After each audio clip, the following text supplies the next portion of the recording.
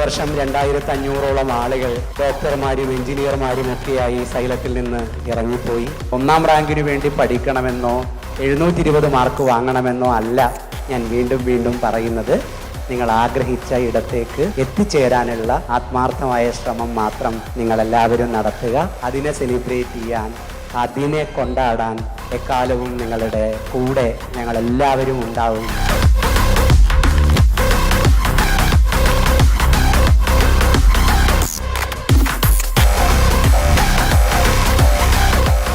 ഇന്നത്തെ ഡേ ലൈഫിൽ മറക്കാൻ പാടില്ല.